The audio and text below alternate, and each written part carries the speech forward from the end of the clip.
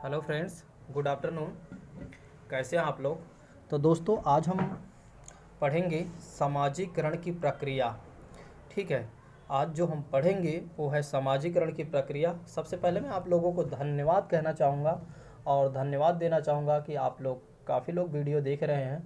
जो लोग भी तैयारी कर रहे हैं, यूपी टेट, सी टेट और सुपर टेट की तैयारी कर रहे हैं, और आपके संपर्क में जो लोग भी हैं, आप हमारे व्हाट्सएप ग्रुप से उनको ऐड ऑन कर सकते हैं। आप उन्हें शेयर कर सकते हैं, हमारे लिंकों को शेयर कर सकते हैं व्हाट्सएप ग्रुप की। जो लोग भी व्हाट्सएप ग्रुप पर जुड़े हुए हैं, आज मैं उनको लिंक शेयर कर दूंगा, ताकि आपके जो भी साथ यार दोस्त कोई भी हो, तो आप उनको भी व्हाट्सएप से जोड़ सकते हैं। उससे क्या होगा कि क्लास के जो लेक्चर तो मिलेगा, साथ साथ उनको पीडीएफ में मिलेगी। ठीक है, वो भी बिल्कुल फ्री ऑफ कॉस्ट होगा वो। ठीक है, जो नए लोग जुड़ेंगे अभी, तो बाकी बाद में बताया जाएगा। ठीक है, तो दोस्तों, आज जो हम पढ़ने चल रहे हैं, आज का हमारा लेक्चर है, काफ़ी महत्वपूर्ण है। ठीक है, तो आइए शुरू करते हैं। जैसे कि आप लोग हमारे बारे में तो जानते ही हैं, मैं आपका दोस्त प्रवीण राज सर, और आयुष आईएएस एकेडमी का डायरेक्टर एंड फाउंडर। और जैसा कि आप लोग जानते ही हैं कि हमारा एक तरह से टैगलाइन चल रही है, ग्रो एजुकेशन के नाम से।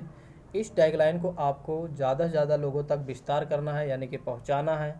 ठीक है, और मैं आप लोगों से भी कहना चाहूँगा कि आप लोग प्लीज़, जो लोग भी इस चैनल पर नए जुड़ रहे हैं, जल्द से जल्द सब्सक्राइब कर दें। ठीक है, और जो लोग भी जुड़ चुके हैं वो जल्दी से जल्दी शेयर कर दें और लाइक कर दें। ठीक है, और आइए शुरू करते हैं। किसी और बात की अब चर्चा ना करते हुए हम आते हैं अपने टू द पॉइंट पर। आज का जो लेक्चर है वो है सामाजिकरण की प्रक्रिया। आप सोचिए, एक बार कल्पना कीजिए आप लोग कि समाज क्या है। समाज आखिर है क्या? अगर मैं आपसे कहूँ कि समाज क्या है और सामाजिकरण की प्रक्रिया कैसे प्रारंभ होती है, तो सबसे पहले हमें पता होना चाहिए समाज क्या है। तो समाज क्या है कि एक या दो लोगों से, यानी कि एक परिवार से अधिक, एक से दो परिवार मिलकर कई परिवार जब मिल जाते हैं तो एक समाज का निर्माण हो जाता है। क्योंकि हमें एक चीज़ ये भी पता है कि समाज की सबसे छोटी इकाई जो होती है वो होती है परिवार। क्लियर? समाज की सबसे छोटी इकाई क्या होती है? परिवार होता है, और परिवार के कई परिवारों से मिलकर एक समाज का निर्माण होता है। जब एक समाज का निर्माण होता है या एक समाज बनता है, तो उस समाज में क्या होता है? बहुत सारे नियम होते हैं, बहुत सारे रूल होते हैं, यानी कि एक तरह से हर एक समाज का। और जैसे कि आप जानते हैं, हर एक समाज, कोई भी समाज हो और कोई भी एक तरह से समुदाय है, सभी का अपना अपना एक रूल एंड रेगुलेशन होता है। उस रूल और रेगुलेशन के, यानी कि एक तरह से उसके दायरे में ही रहकर हमें काम करना होता है, उसके दायरे में ही रहकर हमें जीना पड़ता है। क्योंकि समाज के कई नियम होते हैं। जैसे कि अगर हम बात करें, समाज के ऐसे नियम हैं कि समाज क्या कहता है कि आप सबसे पहले एक आप अच्छे व्यक्ति बनिए। एक अच्छे व्यक्ति ऐसा बनिए कि समाज को एक तरह से आप कुछ दे सकें। अगर समाज से आप जितना ले रहे हैं, समाज को आप थोड़ा सा लौटाने का भी प्रयास करना चाहिए। ठीक है, और दूसरी चीज़ें हैं, यदि आप समाज के जो दायरे हैं, उस दायरे से यदि आप बाहर जाते हैं, जैसे समाज का क्या दायरा है? समाज का दायरा है कि आप बड़ों का सम्मान करिए, अच्छे से रहिए। ठीक है, हर एक परिवार से एक तरह से भाईचारा की भावना आपके अंदर होनी चाहिए। ठीक है, ऐसा नहीं हो कि डेली लड़ाई होनी चाहिए, ऐसा नहीं हो कि समाज का एक तरह से, जैसे कि हमारे अंदर नशाखोरी नहीं होनी चाहिए, हमारे अंदर सूदखोरी नहीं होनी चाहिए। अगर ऐसी कोई भी एक तरह से कृतियाँ हमारे अंदर हैं, तो समाज क्या करता है? हमारा बहिष्कार कर देता है, और हम क्या हो जाते हैं? असामाजिक व्यक्ति हो जाते हैं। और सामाजिक व्यक्ति बनने के लिए जो समाज की बनाए गए नियम हैं, उन यदि नियमों का हम पालन करते हैं, तो हम एक सामाजिक व्यक्ति बन जाते हैं। और सामाजिक व्यक्ति बनता कैसे है? जैसे कि आप लोग कल्पना करिए कि हम पहले बहुत छोटे थे, यानी कि जब हमारा जन्म हुआ, तो हम पहले, हमारा संपर्क किससे था? मम्मी पापा से संपर्क था। पहले हमारी संपर्क था मम्मी से। फिर हम जब थोड़ा से बड़े हुए, तो हमारा संपर्क बढ़ा हमारे पापा जी से, हमारे दादाजी से, और दादी जी से, चाचा जी से, चाची जी से, और भी परिवार में जितने सदस्य हैं। अब यहाँ से हमें क्या सीखने को मिला यहाँ से हमें क्या सीखने को मिला, जैसे कि हमें एक तरह से कैसे किससे बात करना चाहिए। अगर हम थोड़ा सा और पीछे जाए, मान लो समाज से हमें क्या मिला, अगर हमें पानी की ज़रूरत पड़ती है, पानी की पहले ज़रूरत पड़ती थी तो हमने पानी को तो नाम जाना नहीं था, लेकिन माँ बाप ने या मम्मी पापा ने या किसी के माध्यम से हमने सीखा कि पानी को मम कहा जाता है। आप जानते हैं इस चीज़ को कि हम जब बचपन अवस्था में थे या बचपनावस्था में थे तो बहुत सारे बच्चे हैं या हम ही लोगों ने प्रयोग किया था मम जैसे शब्द का प्रयोग, जिसे पानी बोला जाता है। ठीक है, तो अब हमने समाज से कुछ सीखा, जैसे कि एक शब्द हमने सीख लिया ओ मम। अब एक क्या हो गया, सामाजिकरण की प्रक्रिया प्रारंभ हो गई है। अब यहाँ से हमारा प्रक्रिया यानी कि सामाजिकरण की प्रक्रिया प्रारंभ हो गई है। अब हमने जो मम्मी पापा से सीखा, अब हम थोड़ा से और बड़े होंगे, अपने चाचा चाची जी से सीखेंगे, दादा दादी जी से सीखेंगे। तो अब वहाँ पर हमने क्या सीखा, एक तरह से वहाँ पर जैसे हमने बड़ों का सम्मान करने सीख लिया, हमें किससे कैसे बात करना चाहिए थोड़ा बहुत, जैसे गुड आफ्टरनून, गुड इवनिंग, नमस्ते, इतनी छोटी छोटी चीज़ें हमने सीखा। अब यहाँ थोड़ा सा हमारा सामाजिकरण का दायरा बढ़ा। उसके बाद हम जब समाज थोड़ा से और बड़े हुए, 2.5 साल 3 साल के हुए, 5 साल के हुए, तब हम स्कूल में गए। और स्कूल में जाने के पश्चात क्या हुआ, हमने स्कूल के माध्यम से बहुत सारी चीज़ें सीखा। अब वहाँ पर भी हमारा सामाजिकरण होने लगा। अब देखो ये प्रक्रिया ही है, ये जो प्रक्रिया है बिल्कुल प्रक्रिया ही होती जा रही है। ठीक है, एक सामाजिकरण, एक व्यक्ति क्या हो रहा है, एक सोशलिज यानी कि सोशलाइजेशन उसका होते जा रहा है। जब वही बच्चा या हम ही लोग जब स्कूल से बाहर निकल कर आए, अब हम समाज के जो हमारे आसपास के आस पड़ोस के लोग रह रहे हैं, हम उनके साथ बैठना उठना सीखने लगे, बैठने लगे। अब वहाँ से अच्छी चीज़ें हमने सीखा। ठीक है, अच्छी चीज़ें सीखे या बुरी चीज़ें, लेकिन वो सामाजिकरण की प्रक्रिया तो हो ही रही है। अब उसके बाद थोड़ा से हम जब बड़े हुए, हाँ जब हम बड़े हुए तो फिर हमारा और भी सामाजिकरण हुआ, क्योंकि हमने बहुत सारी चीज़ें सीखा। आगे चलकर मान लो हमारी शादी हो जाती है, यानी कि एक तरह से जब हम शादी हो जाते हैं तो हम क्या बन जाते हैं, एक पारिवारिक व्यक्ति बन जाते हैं। अब हमारा एक परिवार बन गया। अब हमारा परिवार जो है वो एक समाज का अंग बन गया। ठीक, अब देखो मैंने आपको सामाजिकरण कैसे प्रक्रिया बताया कि बिल्कुल जन्म से लेकर आपको मैंने वहाँ तक बताया, एक समाज बनने की प्रक्रिया तक बताया कि एक बालक है। मैं एग्जाम्पल देता हूँ, एक बालक है, एक व्यक्ति है। यह व्यक्ति बहुत छोटा था, मैंने आपको बताया इसके बारे में। फिर इसने मम्मी पापा से पहले कुछ सीखा, फिर इसने दादा दादी, नाना नानी, चाचा चाची से सीखा। फिर ये स्कूल में गया। स्कूल में जाने के पश्चात इसने मान लो जॉब वगैरह किया। जॉब वगैरह करने के पश्चात हो सकता है अब इसकी शादी हुई। जब इसकी शादी हुई तो इसका परिवार बना। जब इसके परिवार बना तो ये परिवार का क्या हुआ, एक परिवार एक जब बन गया तो परिवार एक किसका अंग बन गया, अब ये बन गया समाज का एक अंग बन गया। अब हो गया एक समाज का निर्माण। तो मैंने आपको सामाजिकरण की प्रक्रिया आरंभ करके समाज बनाने तक की चीज़ें आपको बता दिया। ये तो रहा हमारा आम बोल चाल में जो हम जनरल शब्दों में सीखते हैं और जनरल शब्दों में हमें पता होना चाहिए। ठीक है, सामाजिकरण या समाज क्या हुआ, समाज क्या है, मैंने आपको समाज बनने की, एक तरह से समाज बनने की प्रक्रिया बता दिया और समाज कैसे बना। और एक क्वेश्चन पूछा जाता है कि समाज का सबसे छोटी इकाई यानी समाज की सबसे छोटी इकाई क्या है, वो है परिवार। आपको ध्यान रखने वाली बात यह है कि समाज की सबसे छोटी इकाई क्या है, तो समाज की सबसे छोटी इकाई है वो है परिवार। ये आपको याद रखना है। ठीक है दोस्तों, आइए अब जानते हैं कि सामाजिकरण का अर्थ क्या होता है और परिभाषाएं क्या होती हैं, यानी कि meaning and definition of socialization के बारे में हम बात करेंगे। ठीक है, अब देखो अभी तक हमने क्या देखा, अभी तक हमने ये देखा कि एक तरह से आम बोलचाल में यानी कि जो हमारा जनरल शब्द होता है उसके बारे में हमने देखा। लेकिन अब हमें तकनीकी शब्दों का ज़रूरत पड़ेगा। उसका कारण है, तकनीकी शब्दों की ज़रूरत इसलिए पड़ेगा क्योंकि एक तरह से क्वेश्चन जो पूछा जाएगा तकनीकी शब्दों से पूछा जाता है। अब देखो यहाँ पर समाज शास्त्रियों के अनुसार क्या कहा जा रहा है, ये कहते हैं कि सामाजिकरण की अवधारणा को हम दो अर्थों में प्रयोग करते हैं। कितने अर्थों में, दो अर्थ में प्रयोग करते हैं। पहले अर्थ में इन्होंने बताया कि बच्चों द्वारा किसके द्वारा, बच्चों द्वारा, कल्पना करिए आप लोग, बच्चों के द्वारा की जाने वाली सामाजिक अनुकूलन की प्रक्रिया यानी कि प्रोसेस ऑफ जो एडॉप्शन होता है उसे बोला जाता है सामाजिकरण। किसके द्वारा, बच्चों के द्वारा की जाने वाली जो सामाजिक अनुकूलन की प्रक्रिया होता है, यानी कि जो समाज की जो समाज के नियम हैं और बच्चा क्या कर रहा है, उसको अपने अनुसार या उस समाज के अनुसार अपने आप को ढालने का प्रयास कर रहा है, उसको अडॉप्ट कर रहा है, अपनी तरफ एक तरह से ले रहा है, ऑब्जर्व कर रहा है उन चीज़ों को। तो ये क्या हो गया, सामाजिकरण। क्लियर, शायद आपको समझ में आया होगा कि सामाजिकरण क्या होता है। इन्होंने बताया, समाजशास्त्रियों ने क्या बताया कि बच्चों द्वारा की जाने वाली सामाजिक अनुकूलन की प्रक्रिया। सामाजिक अनुकूलन की प्रक्रिया, इस शब्द को याद रखिएगा क्योंकि ये तकनीकी शब्द है। बाकी आप एग्जाम्पल के माध्यम से मैं समझा दे रहा हूँ कि अनुकूलन की प्रक्रिया जो होती है, प्रोसेस ऑफ अडोप्टेशन जो होता है, वो होता है सामाजिकरण। यानी कि समाज के द्वारा बनाए गए नियमों को और उनके दायरे को, और बच्चा जो है अपने आप को उस प्रक्रिया के अनुसार ढल जा रहा है, तो उसे बोला जाता है सामाजिकरण।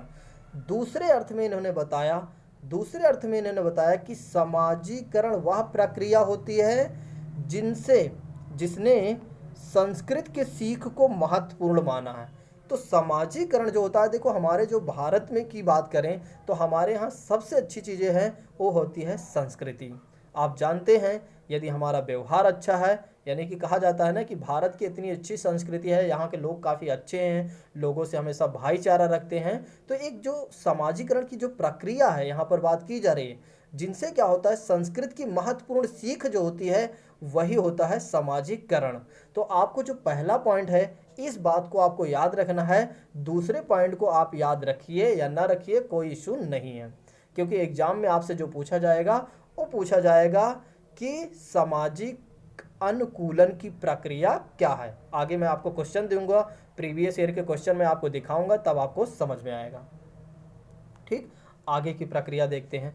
अब हम देख लेते हैं जो दार्शनिक है, हमारे जो दार्शनिक हैं, जो चिंतक हैं, जो एक तरह से साइकोलॉजिस्ट हैं, इनके अनुसार, जैसे एक हैं किम्बाल यंग जी, ये क्या कहते हैं, इनका कहना है कि सामाजिकरण वह प्रक्रिया है जिसके द्वारा, या सामाजिकरण वह प्रक्रिया होती है जिसके द्वारा व्यक्ति सामाजिक सांस्कृतिक क्षेत्र में प्रवेश करता है। कहाँ प्रवेश करता है, कि सामाजिकरण वह प्रक्रिया होती है जिसके द्वारा कौन करता है, व्यक्ति सामाजिक और सांस्कृतिक क्षेत्र में प्रवेश कर जाता है, उसे क्या कहा जाता है, सामाजिकरण।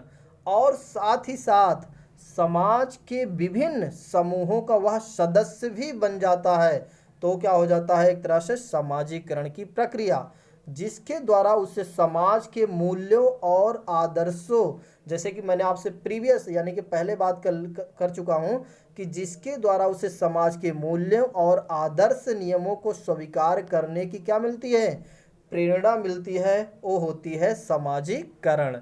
तो किम्बाल यंग जी कहते हैं कि सामाजिकरण वह प्रक्रिया होती है जिसके द्वारा व्यक्ति सामाजिक और सांस्कृतिक क्षेत्र में प्रवेश कर जाता है, समाज के, और साथ ही साथ समाज के विभिन्न समूहों का सदस्य बन जाता है, तथा जिसके द्वारा उसे समाज के मूल्यों और आदर्शों के नियमों को स्वीकार करने की प्रेरणा मिल जाती है, उसे बोला जाता है सामाजिकरण की प्रक्रिया। एक कौन कह रहा है, ये कह रहे हैं किम्बाल यंग जी।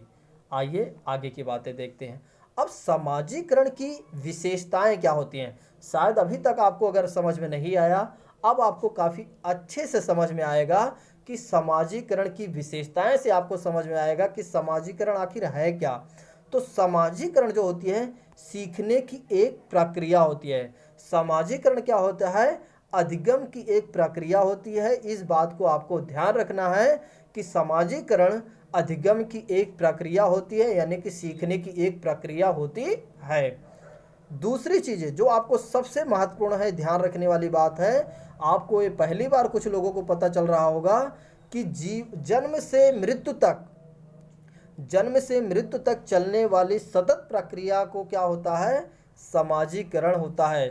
तो सामाजिकरण क्या होता है, सामाजिकरण सीखने की एक प्रक्रिया है। दूसरा, सामाजिकरण क्या होता है कि जन्म से लेकर मृत्यु तक चलने वाली सतत यानी कि निरंतर चलने वाली प्रक्रिया जो होती है, वो होती है सामाजिकरण। और नेक्स्ट बात ये कही जा रही है कि सामाजिकरण के द्वारा ही सामाजिक परिवेश के अनुकूलन तथा विकसित करने की क्षमता प्रदान की जाती है, क्योंकि व्यक्ति के अंदर जब विकास होगा तो समाज से ही होगा। आपको मैं एक एग्जाम्पल बताना चाहूँगा, शायद आपको बहुत अच्छे से क्लियर हो जाएगा। अगर आप लोगों ने देखा होगा द जंगल बुक, आपने मूवी देखा होगा, मोगली जो बच्चा रहता है उसका सामाजिकरण कैसे होता है।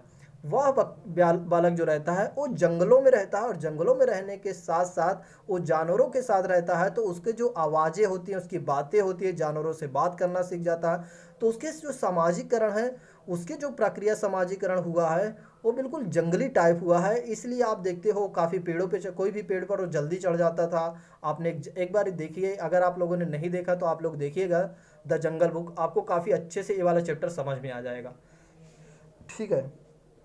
दूसरी चीज़ें, सामाजिकरण संस्कृत को आत्मसात करने की प्रक्रिया। इस पॉइंट को भी आपको याद रखना है दोस्तों कि सामाजिकरण जो है, सामाजिकरण संस्कृत को आत्मसात करने की प्रक्रिया होती है।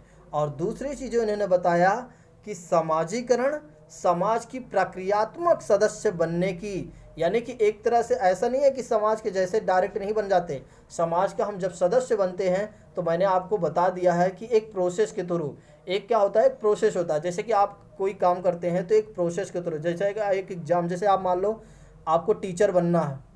आप कल्पना करिए कि आपको एक टीचर बनना है, तो सबसे पहले आपने क्या किया, बीएड पास किया। बीएड पास करने के पश्चात बीएड या टीटी जो भी आपने पास किया, फिर उसके पश्चात आपने टीटी का पास किया, टेट पास किया। टेट पास करने के बाद आप सुपर टेट पास करेंगे, तब आप एक टीचर बन पाएंगे, यानी कि तब आप एक शिक्षक बन पाएंगे। उसी तरह यहाँ पर होता है कि समाजीकरण की जो प्रक्रिया होती है, या समाज के जो बनने का, सदस्य बनने की एक प्रक्रिया जो होती है, वही होता है समाजीकरण। ठीक। और नेक्स्ट बातें आइए देखते हैं कि जो समाजीकरण के स्तर या अवस्थाएं की बात कर लेते हैं, कि स्टेज ऑफ सोशलाइजेशन की बात करते हैं। स्टेप ऑफ सोशलाइजेशन की बात करें तो समाजीकरण के स्तर या अवस्था की बात करें तो यहाँ पर कहा जा रहा है कि समाजीकरण जीवंत पर्यंत चलने वाली एक लंबी प्रक्रिया है। जीवंत पर्यंत चलने वाली एक लंबी प्रक्रिया है। क्या है? वो है समाजीकरण। इसको आपको याद रखना है कि समाजीकरण जीवन पर्यंत चलने वाली एक लंबी प्रक्रिया है। कहा जाता है कि व्यक्ति की उम्र जैसे जैसे बढ़ती जाती है, कहा जाता है, ऐसा कहा जाता है कि सब व्यक्ति की जो उम्र होती है जैसे जैसे बढ़ती जाती है, वह अनेक परिस्थितियों से होकर गुजरता जाता है। और बढ़ती उम्र के साथ साथ व्यक्ति व्यक्ति में न सिर्फ शारीरिक परिपक्वता आती है, शारीरिक मैच्योरिटी आती है, बल्कि उसका क्या होता है, समाजीकरण की प्रकृति में भी परिवर्तन उसके साथ होता है। ये क्या हो गया, समाजीकरण की अवस्थाएं मैंने आपको बता रहा हूँ कि समाजीकरण जो है एक लंबी प्रक्रिया है, और जैसे जैसे व्यक्ति की उम्र बढ़ती जाती है और वह अनेक परिस्थितियों से होकर गुजरता जाता है, और बढ़ती उम्र के साथ व्यक्ति का न सिर्फ शारीरिक परिवर्तन होता है, यानी कि शारीरिक परिपक्वता आती है, साथ ही साथ उसके क्या हो जाता है, समाजीकरण की प्रकृति में भी परिवर्तन हो जाता है। ये आपकी समाजीकरण की क्या हो गया, एक तरह से अवस्थाएं हैं। बिल्कुल एक तरह से मैंने आपको बता दिया था पहले भी, आप एक बार कल्पना करते चलिए, आपको चीज़ें समझ में आती जाएंगी। ठीक है। नेक्स्ट बात ये कहा जा रहा है, मनोवैज्ञानिकों एवं समाजशास्त्रियों का ऐसा मानना है कि समाजीकरण की प्रक्रिया हर उम्र में पाई जाती है। ये बात सत्य है, इस बात को मैं भी मानता हूँ और आप भी शायद मानेंगे कि समाजीकरण की जो प्रक्रिया है वो हर उम्र में पाई जाती है, लेकिन जीवन के प्रारंभिक वर्षों में समाजीकरण के द्वारा व्यक्ति का जो संवेगात्मक विकास होता है, वही आगे उसके समाजीकरण में उसका क्या बन जाता है, आधार बन जाता है। अब आइए जानते हैं कि समाजीकरण के कुछ अवस्थाएं जानते हैं कि समाजीकरण कैसे होता है। जैसे मैंने आपको एग्जाम्पल में पहले बताया था, लेकिन अब हम तकनीकी शब्दों के माध्यम से देखेंगे ताकि हमें बहुत अच्छे से समझ में आ जाए। जैसे हम बात करें कि मौखिक स्तर क्या होता है, द ओरल स्टेज, इसमें क्या होता है कि यह अवस्था जन्म से लेकर एक डेढ़ वर्ष तक होती है। और इस अवस्था में बच्चे क्या होता है, बच्चे अपनी संवेदनाओं को, परेशानियों को रोकर, चिल्लाकर, हंसकर, मुस्कुराकर अर्थात मुख के माध्यम से अभिव्यक्त करते हैं, यानी कि अपनी बातें डिस्क्लोज करते हैं। क्योंकि इस अवस्था में क्या होता है, भाषा का अभाव रहता है, इसलिए बालक क्या करता है, मौखिक स्तर पर, मैंने आपको क्या बताया था पहले ही कि जब बच्चा 1 से 1.5 साल का होता है तो वह अपने उसकी जो समाजीकरण की प्रक्रिया होती है या जो अपनी संवेदनाएं प्रकट करने की जो उसकी अवस्था होती है, भाषा के अभाव के कारण वह कैसे प्रकट करता है, रो कर बताता है, चिल्ला कर बताता है, हंस कर बताता है, मुस्कुरा कर बताता है। ठीक। और नेक्स्ट बातें हैं, अब हम जानेंगे शैशवावस्था के सामाजिकरण के बारे में। अभी हमने देखा कि 1 से 1.5 वर्ष के बीच में यानी कि मौखिक स्तर देखा। अब हम देखेंगे कि शैशवावस्था द एनुअल स्टेज के बारे में। तो द्वितीय स्तर में बच्चों की उम्र 1 साल से 3 साल तक होती है। द्वितीय स्टेज में क्या होता है, बच्चों की जो उम्र होती है 1 साल से लेकर 3 साल तक होती है, वह प्रथम अवस्था का विकसित रूप है। यह क्या है, प्रथम अवस्था की जो पहली अवस्था है विकसित रूप यहीं से मानी जाती है, क्योंकि यहीं से सारा प्रक्रिया प्रारंभ होती है। क्योंकि मौखिक स्तर जो होता है बहुत ज़्यादा नहीं रहता है एक तरह से समाजीकरण वहाँ प्रक्रिया, क्योंकि वहाँ पर भाषा का अभाव होता है। इस बात को आपको याद रखना है कि भाषा का अभाव होने के कारण इतना ज़्यादा समाजीकरण नहीं हो पाता है, लेकिन शैशवावस्था में थोड़ा से विकसित हो जाती है। ठीक है। इस अवस्था में क्या होता है, माँ क्या करती है, बच्चों को शौच का प्रशिक्षण देने का प्रयास करने लगती है।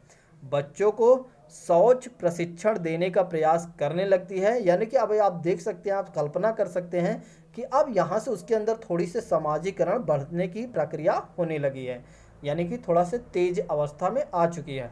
और इस तरह उसे आत्मनिर्भर बनाने की कोशिश की जाने लगती है। इस तरह उसे क्या किया जाता है, आत्मनिर्भर बनाने की कोशिश की जाने लगती है। इस अवस्था में क्या होता है, इस अवस्था में कि बोलना, चालना, सफाई आदि की आदतों को भी जानकारी दी जाती है, ताकि उसका समाजीकरण काफ़ी अच्छे से हो सके। तो मैंने आपको बताया कि अवस्था में 2 अवस्था मैंने अभी आपको बता दिया कि मौखिक अवस्था में ज़्यादा समाजीकरण नहीं हो पाता है। हाँ, यहाँ पर इसलिए नहीं होता मौखिक स्तर में क्योंकि यहाँ पर भाषा का अभाव होता है। ठीक। लेकिन शैशवावस्था में क्या होता है, आत्मनिर्भर बनाने की प्रक्रिया प्रारंभ हो जाती है। किसके द्वारा, माता के द्वारा, यानी कि अब यहाँ से माता का थोड़ा से ज़्यादा रोल आ गया है। और माता ने यहाँ पर क्या क्या और चीज़ें सिखा दिया आत्मनिर्भर में, जैसे कि खुद बोलना है, कोई भी काम करना है, चलना भी है, साफ सफाई का ध्यान भी रखना है, ऐसी कई आदतों का यहाँ पर थोड़ा से बता दिया जाता है, जिससे कि अब उसके अंदर थोड़ी सी परिपक्वता आना प्रारंभ हो जाती है। ठीक। और नेक्स्ट बातें हम देखते हैं कि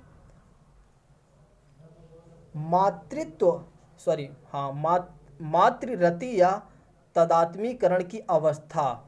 ठीक है। इस अवस्था में क्या होता है कि यह अवस्था चौथे वर्ष से प्रारंभ होती है, होकर 12 से 13 वर्ष तक चलती है।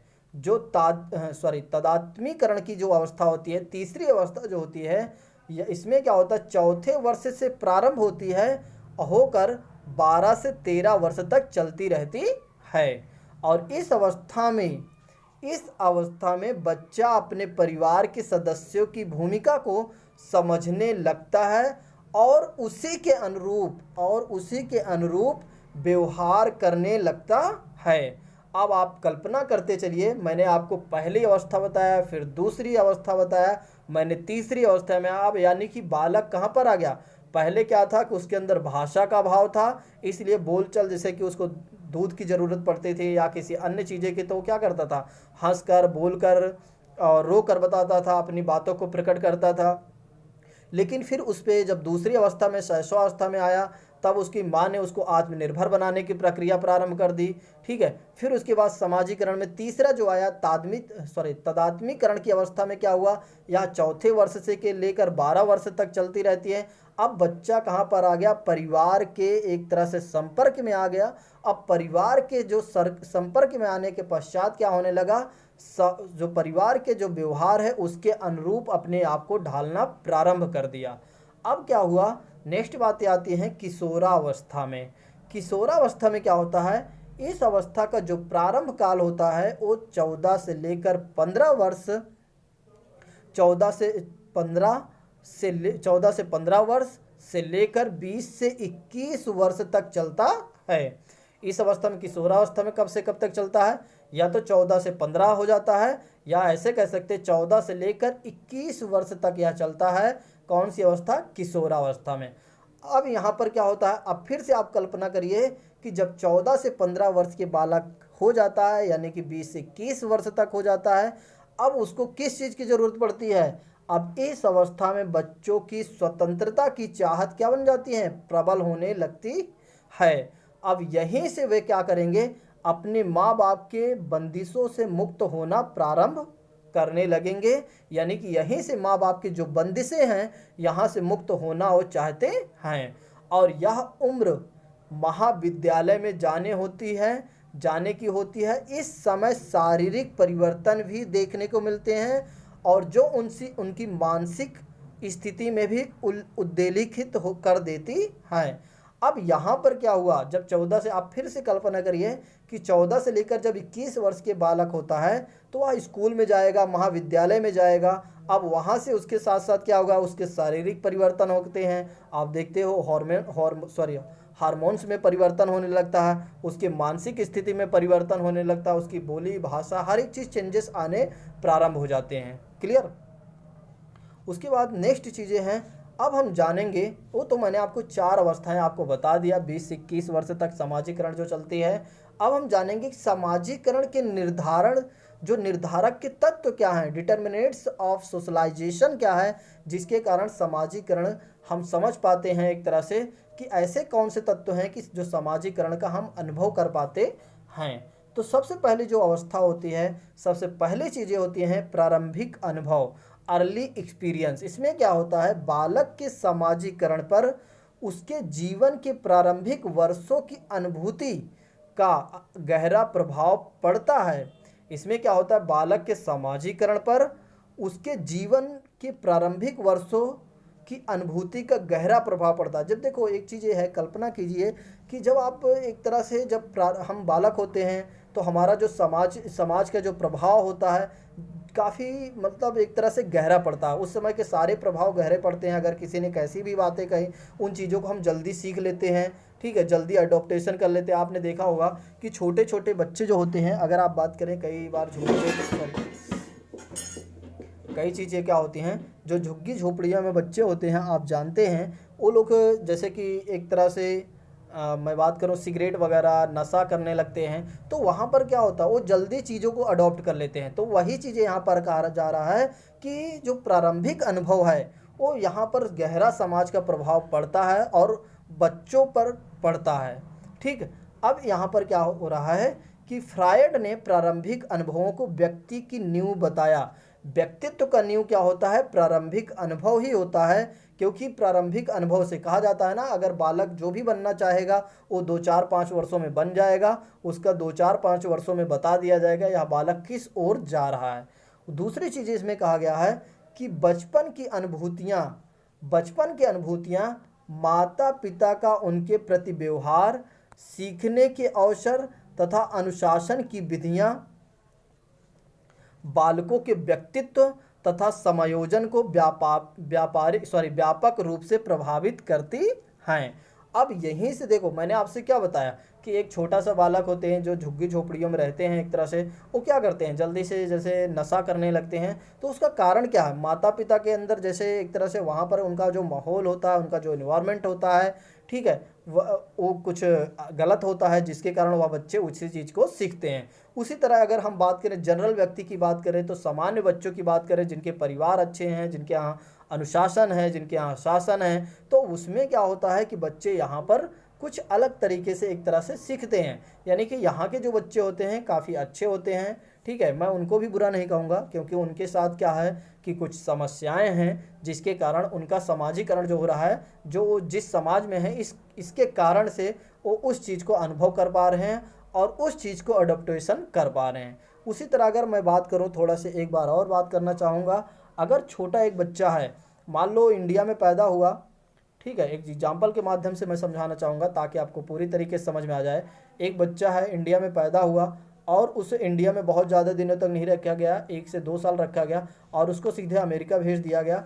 अब उसका समाजीकरण की जो प्रक्रिया होगी कुछ अलग होगी। यहाँ पर वो होता तो क्या सीखता, हिंदी सीखता, ठीक है, वहाँ पर वो गया तो इंग्लिश सीखा, एक तरह से उसका समाजीकरण दूसरा हो गया। दूसरी चीज़ें, यहाँ पर हम सरकारी नौकरी के पीछे भागते हैं, वहाँ पर क्या होगा, बिजनेस के पीछे भागा, उसका समाजीकरण की प्रक्रिया दूसरी हो गई। कई ऐसे सारे चीज़ें हैं जो वहाँ पर बदल जाएंगी, ठीक है। और नेक्स्ट चीज़ें हम देखते हैं कि पुरस्कार दंड के माध्यम से कैसे समाजीकरण होता है।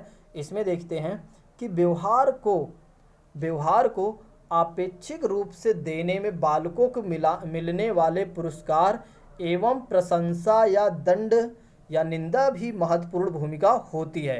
देखो, पुरस्कार के माध्यम से अगर बच्चा अच्छा काम कर रहा है तो उसे पुरस्कार मिलेगा, गलत काम कर रहा है तो उसे दंड भी मिलेगा, उसकी निंदा भी होगी, जिसके कारण देखो दंड मिलेगा तो उसका समाजीकरण अच्छा भी हो सकता है और बुरा भी हो सकता है। जरूरी नहीं है कि दंड मिलने, कई बार क्या होता है, कई बालक ऐसे होते हैं अगर उनकी निंदा की जाती है तो बिल्कुल क्रूर हो जाते हैं, ठीक है, और दंड दिया जाता है बिल्कुल क्रूर हो जाते हैं, वो गलत रास्ते अपना लेते हैं। लेकिन कई बालक ऐसे होते हैं कि यहाँ पर एक तरह से हम ऐसे कह सकते हैं, पुरस्कार अथवा दंड की अवस्था, पुरस्कार की अवस्था में क्या होता है, दंड के सकारात्मक भी प्रभाव पड़ सकते हैं और नकारात्मक भी प्रभाव पड़ सकते हैं, ठीक है। और जिन व्यवहारों के लिए उन्हें पुरस्कृत या प्रशंसित किया जाता है वे उनको ही सीखने का प्रयास करते हैं।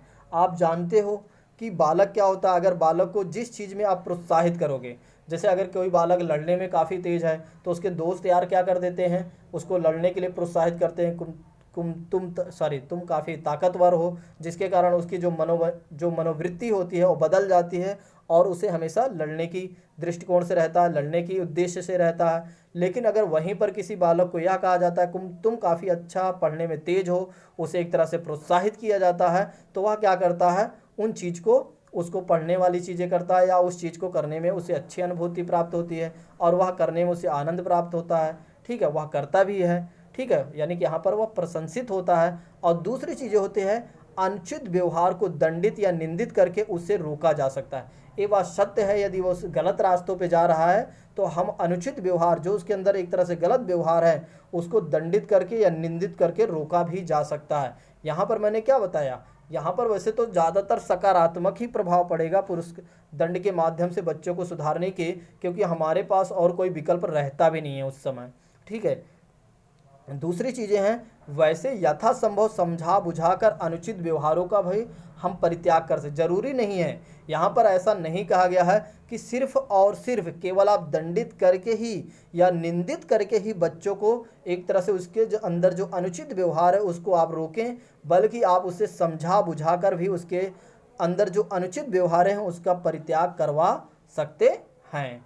नेक्स्ट चीज़ें हैं कि सीखने के अवसर की बात करते हैं, कि लर्निंग अपॉर्चुनिटीज़ की बात करें तो बालक को सामाजिक व्यवहार को सीखने के लिए पर्याप्त अवसर प्रदान करना चाहिए। देखो, अगर बालक को सीखना है तो उसे आवश्यक, यानी कि एक तरह से ऐसे कहा जा सकता है कि पर्याप्त अवसर, उसे एक तरह से अवसर मिलना चाहिए, तभी वह सीख पाएगा चीज़ों को। और ऐसे बालक जिन्हें सामाजिक अधिगम, समाज की लर्निंग और खेलकूद एवं सामाजिक सहभागिता का उचित अवसर नहीं मिल पाता। अब देखो, यहाँ पर एक चीज़ ये भी कहा जा रहा है कि जिन बालकों को अगर एक तरह से कोई अवसर नहीं मिल पाता है, उनमें सामाजिक गुणों का विकास जो होता है अपेक्षित रूप से नहीं हो पाता है। उसका कारण ये है कि यदि आप खुद ही देखते हैं, यदि मैं आपको, या मैं नहीं, या सरकार आपको एक तरह से टीचर बनने के कोई अवसर ही ना प्रदान करे, सारे अवसर आपके ख़त्म कर दे, आपसे बोले सिर्फ इतना कि आपके पास सिर्फ एक अटेम्प्ट है, तो आप क्या करेंगे? आप कुछ भी नहीं कर पाएंगे, आप अपने आप को असहाय फील करेंगे, क्योंकि एक ही बार में यदि हो गया तो हो गया, नहीं हुआ तो कोई भी, फिर आप क्या करेंगे? कुछ नहीं कर पाएंगे।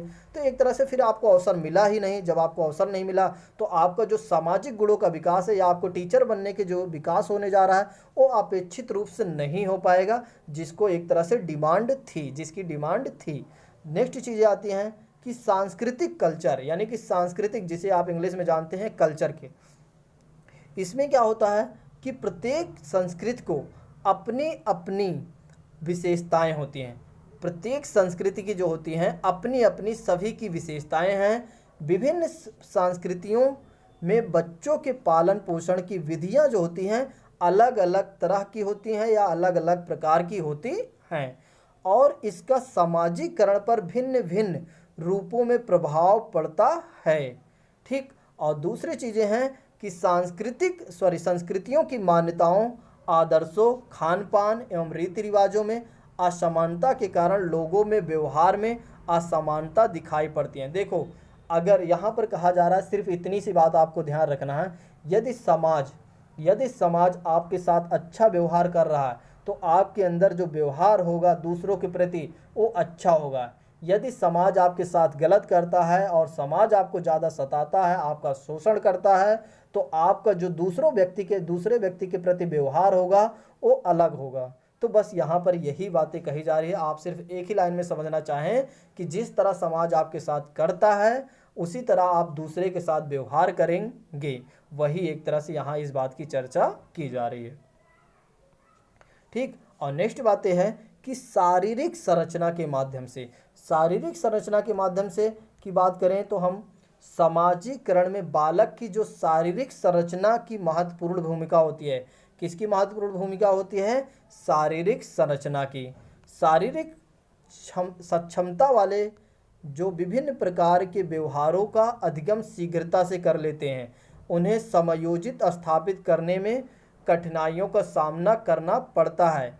ठीक है, लेकिन जो देखो एक तरह से शारीरिक रूप से अच्छे हैं उनको किसी प्रकार की समस्या नहीं होती। यहाँ पर कहने का तात्पर्य है जिनका समाजीकरण, जैसे कि जो हाथ पैर से एक तरह से ठीक ठाक हैं, बिल्कुल एक तरह से बिल्कुल सही हैं, उनके शारीरिक रूप से दक्ष हैं, तो उन्हें समाज की चीज़ों सीखने में बहुत ज़्यादा परेशानियाँ नहीं होंगी और उन्हें समाज के प्रति किसी प्रकार के दुर्व्यवहार इसलिए नहीं आएगा कि समाज कभी उनको अलग नज़र से नहीं देखता, बिल्कुल समान है। लेकिन यहीं पर मैं बात करूं जो एक तरह से विकलांग बच्चे हैं, जैसे अंधे, लूंगे, बहरे, ठीक है, गूंगे, बहरे, अगर इन लोगों के साथ क्या होता है, समाज के साथ जो अपने आप को अनुकूल करने में काफ़ी कठिनाइयों का सामना करना पड़ता, उसका एक कारण है। दरअसल कारण ये है कि जो जैसे कि अंधा कोई है तो यहाँ पर क्या होता है, समाज उनके साथ दुर्व्यवहार करता है, तो उनका जो उद्देश्य होता है दूसरों के प्रति जो देखने का नज़रिया होता है उनका भी गलत हो जाता है। उसका कारण है कि बार बार उनको एक तरह से परेशान कर रहा है समाज, शोषण कर रहा है, इसलिए। लेकिन हाँ, यहाँ पर भी वे लोग अपने आप को अनुकूल या अपने आप को एक तरह से समाज के रूप में या समायोजन करने में थोड़ा सा इनको कठिनाइयाँ ज़रूर होती है, लेकिन वे अपने आप को ढाल लेते हैं समाज के नियमों में। ठीक है, जब वो समझ जाते हैं कि ठीक है जो लोग कह रहे हैं, कुछ ही लोग हैं जो हमारे साथ एक तरह से दुर्व्यवहार कर रहे हैं, तो इसके लिए हमें पूरे समाज को इस तरह नहीं देखना चाहिए। हमें कुछ लोगों के प्रति भले ही गलत व्यवहार से देख सकते हैं, लेकिन सभी के प्रति ऐसा नहीं हो सकता, ऐसा हम नहीं करेंगे। इसलिए यहाँ पर इनके साथ थोड़ा सा समस्याएँ होती है। तो यहाँ पर जो ध्यान रखने वाली बातें हैं, जो शारीरिक रूप से दक्ष हैं उन्हें समाजीकरण की प्रक्रिया या समाज के साथ समायोजन करने में किसी प्रकार की समस्या नहीं होगी। लेकिन जो विकलांग बच्चे होंगे जिनके साथ कोई शारीरिक रूप से असक्षमता होगी, उनको थोड़ा से कठिनाइयों का सामना करना पड़ सकता है। ठीक। नेक्स्ट बात है, आइए कुछ महत्वपूर्ण बिंदु हमारे पास हैं समाजीकरण से, यानी कि समाजीकरण में कुछ चीज़ें हैं, जो कुछ चीज़ें मतलब ये है कि जो आपके चैप्टर में छूट जाए वो आपको मैं टू द पॉइंट के माध्यम से बता सकूं। ठीक है, ताकि आपका एक भी क्वेश्चन गलत ना हो सके। तो समाजीकरण के संदर्भ में किस अवस्था की महत्वपूर्ण भूमिका होती है? किस अवस्था की होती है? एक तो भैया परिवार की ज़रूरत तो पड़ती है, एक समाज की ज़रूरत पड़ती है और एक समुदाय की ज़रूरत पड़ती है। इस बात को आपको याद रखना है कि समाजीकरण के संदर्भ में 3 अवस्थाओं की बेहद ज़रूरी पड़ती है, बेहद ज़रूरी है हमारे लिए। एक परिवार का होना ज़रूरी है, और परिवार के साथ साथ समाज का होना ज़रूरी है, और समाज का होने के साथ साथ एक समुदाय का भी होना बेहद ज़रूरी है। उसके बाद समाजीकरण सीखना है जो सीखने वालों को सामाजिक कार्य करने की योग्य बनाता है। ठीक है, इस कथन को किसने कहा था? इस कथन को कहा था जॉनसन जी ने कहा था कि समाजीकरण सीखना है जो सीखने वाले को सामाजिक कार्य करने के योग्य बना देता है। और नेक्स्ट चीज़ें कहा जा रहा है, नेक्स्ट पॉइंट है समाजीकरण की विशेषता नहीं है। तो व्यक्ति जो होता है, व्यक्ति के सामाजिकरण में समुदाय की कोई भूमिका नहीं होती, समुदाय की कोई भूमिका नहीं होती है व्यक्ति के सामाजिकरण में। इस बात को आपको ध्यान रखना है। ठीक, नेक्स्ट चीज़ है, जो मनोसामाजिक सिद्धांत का प्रतिपादन किस वैज्ञानिक ने दिया था, तो एरिक एरिक्सन ने मनोसामाजिक सिद्धांत का प्रतिपादन किया था। नेक्स्ट बातें हैं कि सामाजिकरण एक प्रक्रिया है, सामाजिकरण एक प्रक्रिया है जिसमें क्या होता है, मूल्यों, विश्वासों और अपेक्षाओं की अर्जित करने की प्रक्रिया होती है।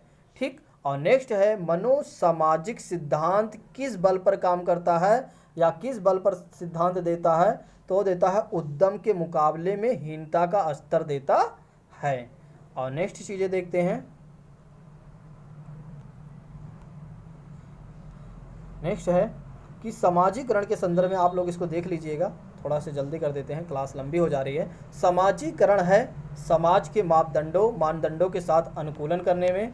ठीक है, विद्यार्थियों के साथ संप्रेषण का अर्थ होता है उन्हें अपने विचारों में अवगत करने को। फिर सामाजिक अधिगम प्रारंभ होता है संपर्क से। वह कौन सी अवस्था है जो सामाजिक परंपराओं को सबसे हस्तांतरण करने में सबसे अधिक योगदान देता है, वो देता है परिवार आपका। ठीक, फिर परिवार एक साधन है अनौपचारिक शिक्षा, परिवार सामाजिक परंपराओं के हस्तांतरण में सबसे अधिक योगदान देता है, वो है परिवार। विद्यालय और समाजीकरण के बारे में सत्य कथन कौन सा है, वो है विद्यालय समाजीकरण का महत्वपूर्ण कारक होता है।